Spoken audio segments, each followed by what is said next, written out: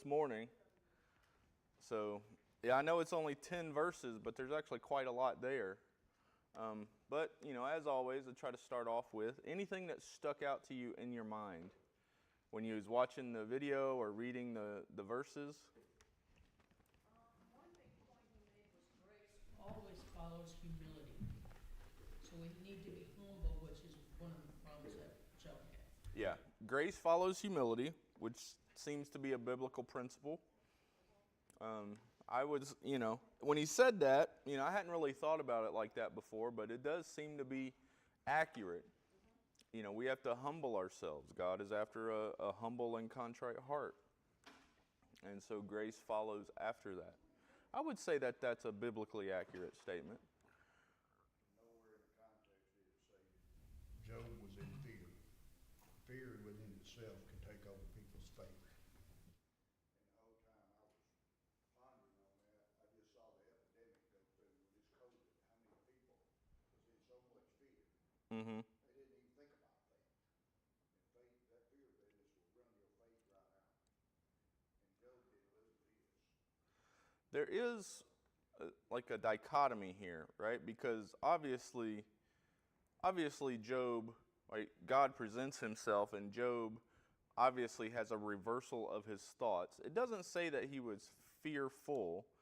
Then again, when Abraham goes up to sacrifice Isaac and God stops him, God says, "Now I know you fear me."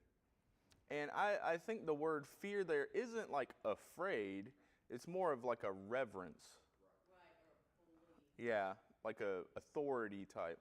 I'm not sure of that, but that's always the way I've kind of taken it. It's like your father, right? You have a healthy respect for your father, but when you're getting punished, is it fear? Like you should sort of be afraid of what's possible, but it's not really fear, right? It shouldn't be a literal fear, but it should be like I'm about to get busted and I don't like that feeling. You know what I mean? That goes to the respect. And that's the difference between like respect and abuse, right? Yes. Like fathers should not abuse their children, but to discipline them is fully within their right. Fear if you do, fear if you don't. Um, You fear if you don't do it, then you fear if you do it. Yeah. Well, I mean, there's no fear here. I mean, the fear here is he's called out God to this courtroom, like he wants to basically take God to court. What have I done? What have I done? And God's like, no, you don't get to do that. I'm in charge here, right? And then, this Job sees that at the end of our section. Now, our section actually starts at verse 7. So we're going back into last week somewhat. Grace comes after humility, biblical. So Job was able to pray for his friends, even though his friends wronged him. Yes, that was the repentance of the other three. God is angry with them and says, "All right, you go bring your sacrifices to Job. Job will pray for you, and then I will accept Job's prayers." Now notice, It's a big man to pray for somebody that's done him wrong. No, it does. yes, and I think there's a symbolism here that's going on. What else? What else stuck out at you? I know his people come back to him, and a lot of his relatives returned to Job and brought him gold and silver and So people come back and give him things, or He gets his life. okay, he gets his life back. forgiveness is the biggest thing right there. Job was willing to forgive. Mm-hmm. Had really had bitterness to start with. Yeah. Okay. And then Francis also mentioned that Jesus taught us how to pray. And then He did. mentioned the beginning of the Lord's Prayer. Yeah. That's that. It's a very important prayer. I don't know why we don't do it because it's one of the biggies. It is. So we did a study on the Lord's Prayer a few years ago now, as a model of how we should pray. And the first part in it, our Father who art in heaven, right? You're acknowledging his status. Hallowed be thy name. Give him his reverence. And then your kingdom come, right? Basically, your kingdom come, not ours. And that's that humility part, right? That's your will be done, not mine, right? That's the opposite there. There's a lot in the Lord's Prayer, and I think Francis is right to pull that out because it is exactly what we should, be offering of ourselves.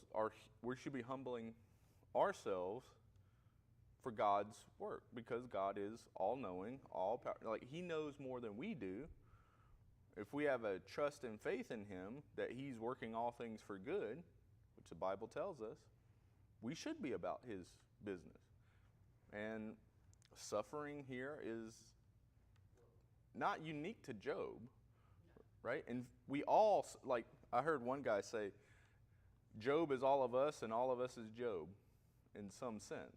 And that makes perfect sense because suffering is universal. It's part of the human experience.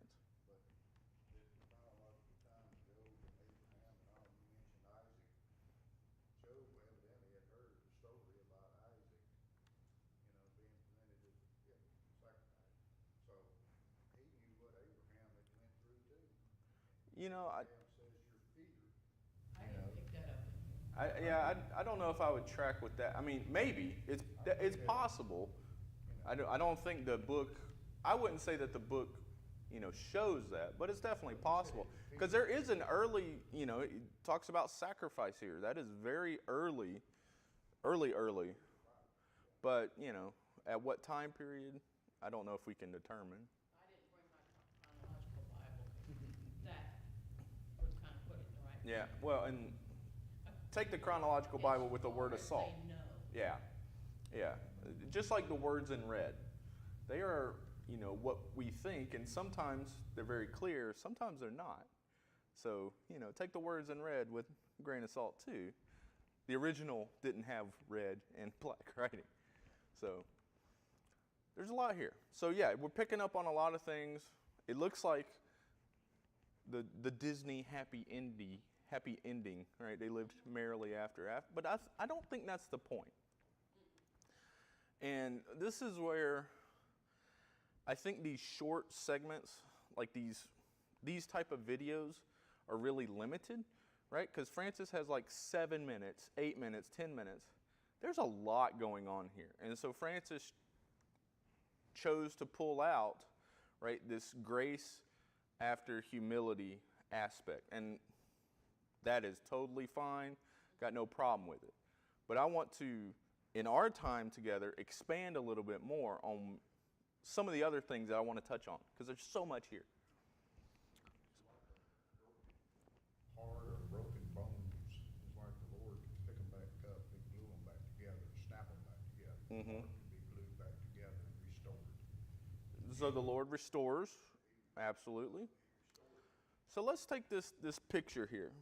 Okay, so in verse 7, right, the Lord turns to his friends and says, my anger is against you because of all the things that you said about me were wrong. And I think that's one of the first takeaways we can take from this section is God cares what you talk about him. Right? Everything that you say, God knows. And I think Francis brought this out earlier. Your idle words, God knows. So let's be very careful to talk clearly and correctly about God. Because basically what you're doing is you're talking about God's honor and glory. And if you get it wrong, you're dishonoring and disglorifying God. He also said a while back something about it's almost better to be silent and just listen. Yeah, and that's one of the lessons Job learned. Hey, I spoke about you, now I'm going to be quiet. And think about this, right? If somebody were talking about you and, Tiffany's an adulteress and, totally wrong, but that dishonors her, right? And imagine that applied to God, right? You're talking incorrectly about God. That's a problem. So, as some people would say, theology matters. And it does. What you think about God matters, and what you say about God matters. So first takeaway right there, right? Because they're being punished for what they said. But he says, God is a gracious God, and he gives them a way out, a way of forgiveness. Old Testament, it's about sacrifice. So take your sacrifices, take them up to the high priest, and wait, there's no high priest, right? We're not there yet. So we're going to take them to Job, and Job's going to pray for you, and I will accept those prayers for your forgiveness. Okay? So now notice, Job is still affected. It's not till after he prays that the Lord restores Job's fortunes, and I would assume health. So Job is praying for his friends while he's being afflicted and suffering. So not only is he praying for his friends that, talked down on him, accused him falsely, all this false theology, but also he's still suffering from his afflictions. And that takes a lot, right? We already talked about that. Job was also listening to hear a word from the Lord too. Oh, he was listening after God showed up, but he had a lot of words to say to his friends in response, right? Job was full of lots of words too. Yeah. Job was I would take it as anger, right? When people get angry, right, and he's afflicted, right, they spout off their mouth. Human nature. When you're angry at your friends for saying incorrect things about you. Yeah. So God is and Job did. Job did. Now I think what we're seeing here, I think the point of this is not like Disney, they lived happily ever after. That's not the point here. Because let me ask you this. What if God did not restore Job's fortunes and just took him away, right? He dies. What do we say about God then? Is God unjust if he did that?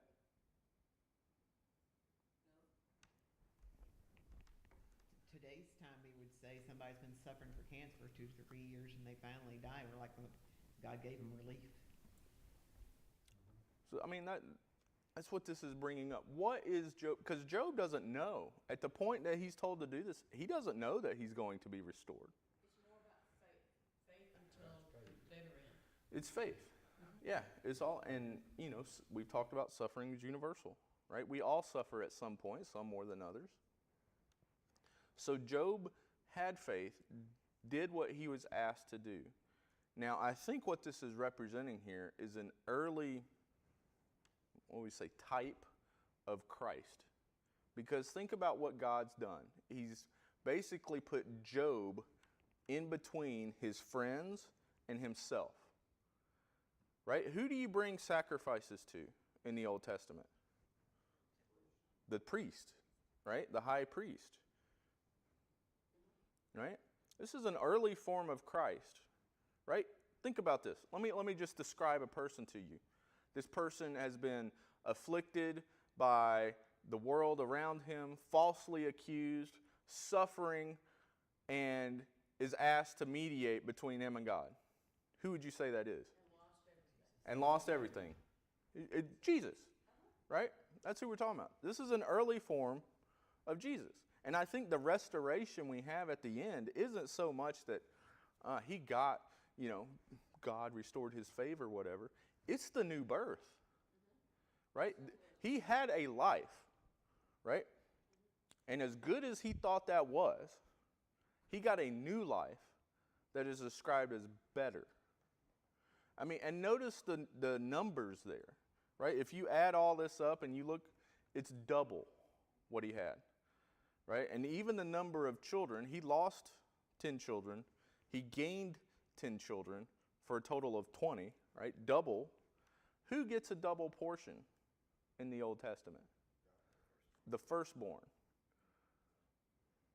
It's a privilege to get double. The point there is you're there for a special purpose. The firstborn had a special purpose to keep the family together, right? You didn't get a double portion just because you're the firstborn. No, there was an expectation on you too. You're going to use this to keep the family together, right? Same thing for Job here. You get a double portion because you are anointed, if you will, right, in this privilege that you're going to have of being a mediator between the two sides. This is an early form of Christ. I think this restoration is the new birth. As good as you thought your previous life was, you lose it all, you gain more. And I think this is representative of what God's trying to tell us, what we have to gain. As much as you liked your previous life in your sin and rebellion and pride, what you have to gain is more than you could think, right? Because doubling is not just, it's not just like an extra 7% or 3% cost of living adjustment, right? This is double. And I think that's what God's trying to tell us here in an early version of the new birth. Suppose everything went back, we didn't have Jesus Christ. Could you see us bringing down goats and sheep before Kenny and the service to have them atone for our sins and all Well, they that? didn't have them inside the temple. Oh, I They had them know. outside. I know, Yeah. but if we had them or even hanging around in the yard, I mean, Yeah. that would be quite a. It would be something. Man, PETA would be all over the place, right? Well, and we'd have to all start raising livestock too. You'd have to raise livestock. We don't have to do that Yeah. to have it. But as a reminder of our sins, yeah, for sure. So, It says he lived 140 years after God blessed him again. mm-hmm. And I don't remember any other mentioning of Job and what he might have done in the tribe of Israel or whatever. Yeah, there's not a whole lot. We don't know how old Job was when he started this process. I would say, what we would consider middle aged. It doesn't. He talks about he has grown children, but not grandchildren. So somewhere in that age range. Kind of hard to tell. How long did this suffering last? It seems to be at least months from the text. We don't know how long exactly. So we don't know how old he was when God added on the additional 140. I'm guessing, let's say he was at least 40, right? So an additional, basically, you think about it, maybe he was, I like to think he was 70 because the 140 double 70. But it doesn't say that. That's just my thought, right? It doesn't. It doesn't. So very easily he could have been something. And Old Testament ages are different than ours, let's say, right? You got people. Yeah. It says an additional. Great-grandchildren, and all passed on down through his lineage, and it didn't go any farther than Well, how long would it take for you to see 4 generations? I mean, 10 years to you get can kind of do the math. It's hard to tell, right? I don't think the point here is math. I think the point here is the blessing, right? Because we would all consider it a blessing to see not only our grandchildren, but our great-grandchildren, right? What a blessing that would be. And there's still some today that get to see that. My great-grandmother saw Leanne. Well, no, she didn't. Your great-grandmother did, but not my great. So, it's still possible. It's a little unusual today, especially as we have children later and later in life nowadays. But what a great blessing, right? Anybody would consider this like a sign of a good life, right? You get to see your children, you're being blessed. But I think that the whole point of that isn't so much the math. This is the blessing. Now, of course, it's a type of Christ. It's not complete yet, right? Because Job was complaining, if you will. We don't see Christ complaining, right? We do see him heavily in prayer. And some people would say, Father, that when he's in the garden and he's praying, Father, take this cup away from me, that would be a sin if he didn't add on the part, nevertheless, let your will be done, right? Because And we see that. He's fully human and he's fully divine, right? Because it takes a divine power to follow that. Now, Job he's not there, right? He's still human. It's an early form, and Job dies, right? Christ, if this was Christ, we'd talk about his resurrection. But he's not Christ. It's a type, an early form.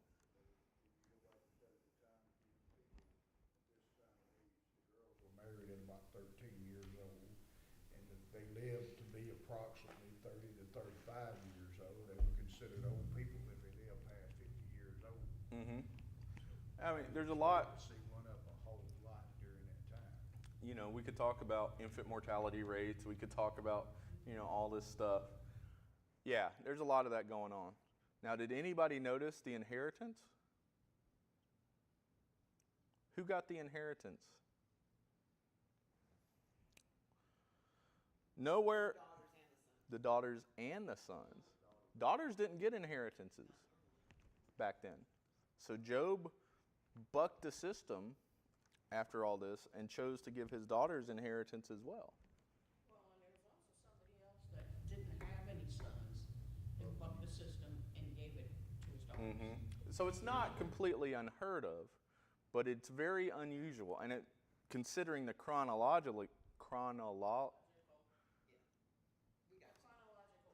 there's a word there, the timeline of this, it probably would have been the first instance of this. One of the biggest arguments giving back Job is double is giving him back just 10 children. When everybody says, well, he didn't double God, he didn't double his children.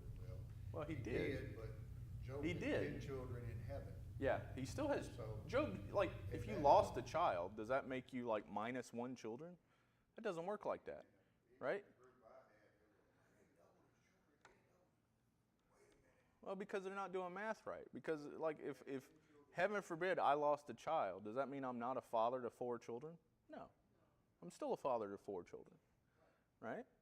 God has taken one, and that's assumably where Job's children are, right?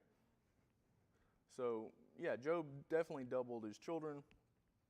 The daughter's inheritance bucked the system. Now, in my studies, I don't think there's, like, consensus on like what all this inheritance means. I think it's just more of Job revalued things in his life, and while society may not have done this, he chose to give all of his children something.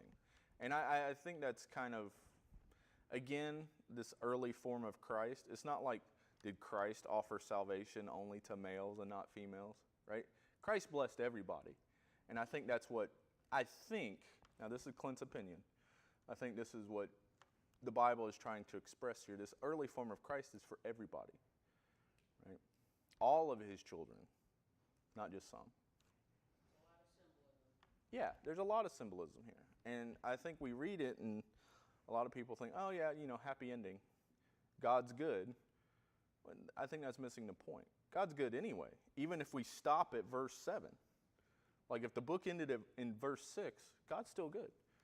If the book ended before that, just in Job's affliction, God is still good. Now notice, the other thing I want us to notice is Job never got an explanation for why he went through all this. He never did. This book is written for our benefit. We see some of the inner workings of heaven up there. But Job's never explained any of that. And I think, if you're asking the question, why do these things happen, you don't get it. When a thief comes in and steals your possessions, he's honored to repay it, fourfold, sevenfold, whatever? Yeah. It goes back into the Bible. So they did kind of discover that the devil was involved in it, Satan was involved in it, because the adversary took it away. Mm-hmm. And then they discovered who the thief was. Yeah, but in this story, Job never found out. Yeah, in Job, Job is never explained to or knows why he's going through all this. Like imagine you're Job. Like you don't have the book, so you don't have all this stuff. All you see is, your friends, you complaining, and then God shows up. God knows that he allowed Satan. Well, God knows. Yeah, but Job doesn't know. Right, but Job, he probably knew that. It's not written in the book that he knows. How about that? It's not written in the book that he knows. But And I think Clint's opinion, I don't think he knows. I don't think he knew, because that would defeat the purpose, right? The purpose of this book and the purpose it's explaining to us is faith. We don't get to know all the answers. I would hope, one of my questions in heaven is, will we understand it all? Because even in heaven, we're not God. I don't think we'll be able to comprehend all God's knowledge and wisdom even in heaven. We'll still be finite beings, like angels, if you will, right? They're spirit, but do they understand everything? We're not promised an explanation. That's the faith. This is what I said earlier, right? Faith isn't about like, does God exist or not, right? Satan knows God exists. The faith is, do you trust him to lead you? Because he's doing good on your behalf, even if it looks immediately bad. That's the faith part. You don't get an explanation. You can't tame God. God is not your cosmic, I heard somebody call it cosmic CEO, where, if you do good down here on earth and you get a bonus, your annual bonus from heaven. No, it doesn't work like that. It doesn't work like that at all. God is in charge. He's working all things for good, and either you have faith in that or not, but you don't get an explanation. God doesn't answer to you. You're not a stockholder in heaven. You don't get an annual meeting. You don't get a question. No. That's not how God operates. Hopefully there's a few questions you might get answered. And I don't want to say this to say that we can't question God, but what I say is there's two types of questions. I think we can honestly and humbly ask God, if you could illuminate me, right, I would greatly appreciate it, right? What is going on here so I can try to understand? And then there's the accusational type. God, why are you doing this to me? I've done nothing wrong, right? The Job aspect. I ask God things all the time, But and it's respectful, just like your father, right? Father, hey, why, I've had my kids ask this, why are we doing this? Why are we doing this? And then there's the, why do I got to wash the dishes over again? Well, because they're dirty, right? Because you're part of the family, and families help each other. But, sometimes it's like, hey, why do we turn the lights off before we get out of the car? Well, because it'll make the car battery dead, Yeah, and some things I'm just like, I've done it that way for 30 years, so maybe, why do we do that? Why do you mash up your ground beef as you're cooking it versus whatever, all kinds of different things. A small example compared to God, right? But that's kind of the idea. It's kind of like the kids say why. At the end of the day, they don't get an explanation. Get in the car. Why? Because we're going. Get in the car, right? And the law requires me not to leave you home alone by yourself. Yeah, and we can kind of see that, and now you can kind of understand what God is like, right? God said, do this, get on the ball, right? It's my world, right? If you live in my house, you're under my rules, right? Right? Yeah, well, God's kind of the same way. All this is on loan from God. God makes it very clear. This is all God's. So simmer down, right? And I think, if I'm thinking big picture, like what is Job trying to explain to us? He's trying to explain to us perspective, right? A switch in perspective from our human nature to spiritual viewpoint. God's true nature, right? He is good, he is fair, but he's not accountable to us, right? And then, that he is gracious. without order, everything goes completely destructive. Mm-hmm. Without some form of order, you've got to have it. God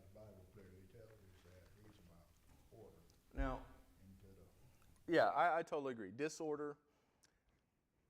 You could think of disorder as sin. Really, sin is disorder, right? Because sin is missing God's mark, right? Big picture, and disorder causes chaos. And God is not a God of disorder.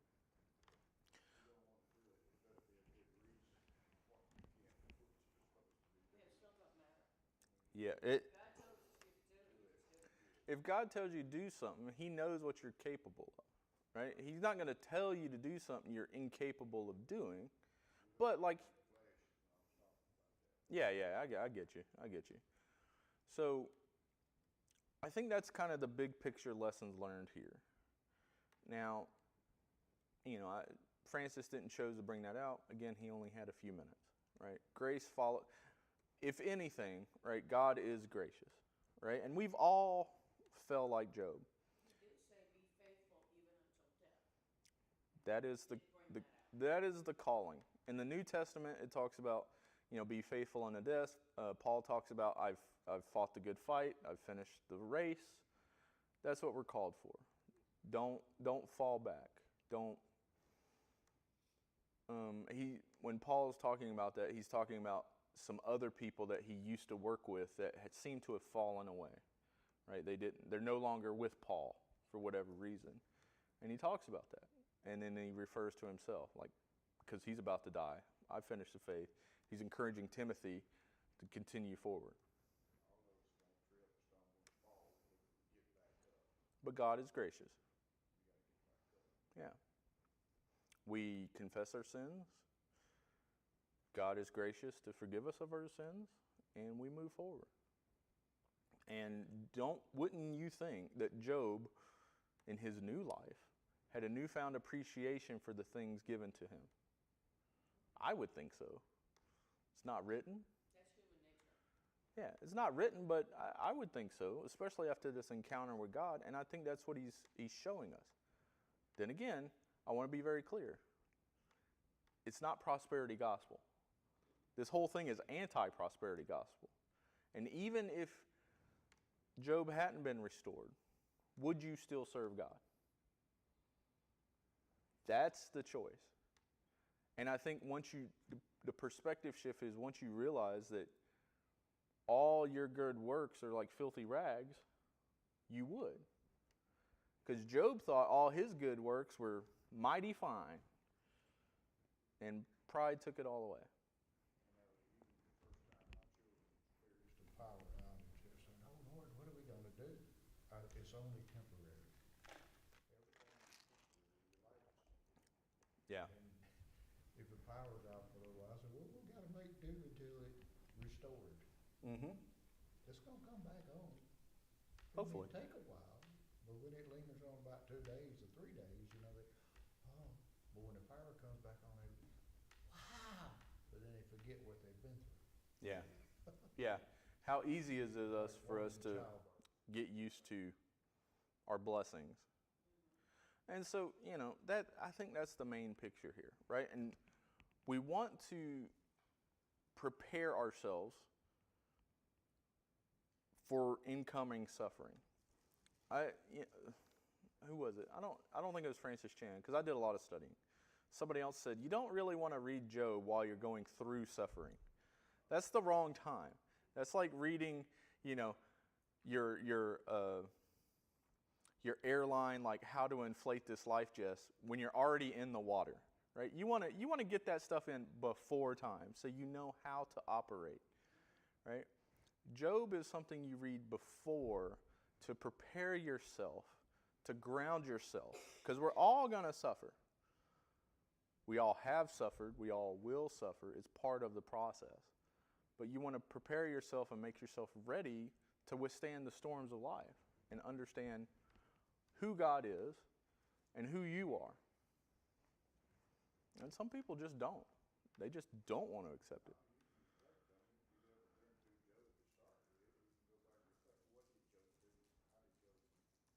Mm-hmm. At the end of the day, Job was faithful. Now, he was complaining. To me, he's almost like a good version of Jonah. Jonah was complaining and tried to run away. Job was complaining, and at least, I mean, I would imagine I would run away if God appeared to me as like a hurricane, right? Job stood up. He took it. I have not. I have. That's an awful situation. Yeah, I've seen pictures, but I've never seen anybody in real life have boils, and it's Not a good thing. it's not fun. bad, and it's just, Yeah, yeah. I mean, it pretty much. I would imagine. I would imagine. I imagine it didn't smell good, didn't feel good. Probably a lot of flies. At this point in time, probably a death sentence, honestly. But that's why it's a new life. So those are really the main things I wanted to touch, because there's a lot of symbolism here that I didn't want to gloss over. Are there anything else that anybody else wanted to bring up? Just a peculiarity that of his new children, Mm-hmm. he names the girls. Mm-hmm. He doesn't name the sons. That just seems backwards to the type of the way people treated females. It back does. then. And that's something I should have done. I should have looked up the meanings of these names. Because, names have meanings in the Old Testament. It also says that they were beautiful. Like, were his previous kids ugly? That's kind of the inference. But I don't think that's what it's trying to say. I think what it's trying to say is this life is better. But that was my first thought when it said. I was like, Why was that point made? yeah, but beautiful children, women. I mean, that was a value that they had back then. Why were the males not named like Carol said? Because typically the males were higher up. Mhm. And higher up. I don't know. I didn't read anything in my commentaries. It's strange. I didn't. Yeah, I guess off the top of my head, if I'm just thinking out loud here, is if Job is an early version of Christ, right? Well, Christ is the final sacrifice, if you will, right? All of that genealogy and stuff is to show Christ's lineage from David, right? Because that's one of the prophecies. But after Christ, you don't really need that. That's just off the top of my head. Take it, leave it. Not going to offend me one way or the other. together. Were they having a big party while Job had been sacrificing for them and doing for them, and they were not doing for themselves and making sacrifice that they should have been making, or Yeah, was it totally going out there over the fence? speculation. We don't know. Speculation, you don't Were they know. sent? Like it says, Job said, well, if they sinned, let me do this. Did he have an inkling that they were sinning? Is he just being overly protective? Just in case they. Hard to tell, but usually parents kind of have an idea of what's going, even if they don't know exactly.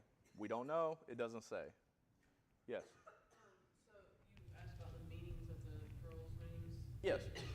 Jemima meant dove. Okay. Keziah meant like a sweet-smelling spice. Okay.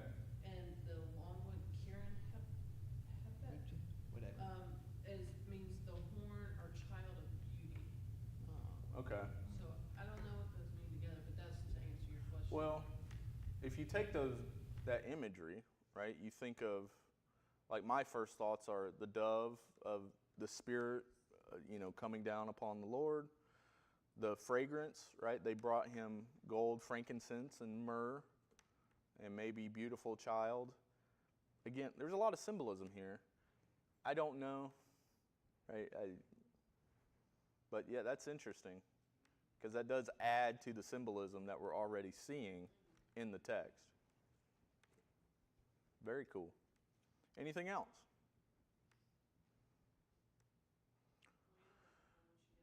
She looked at me, she goes, You get a double portion of a car when you turn 15. And then you're going to get a double portion of driving, because I'm never going out again.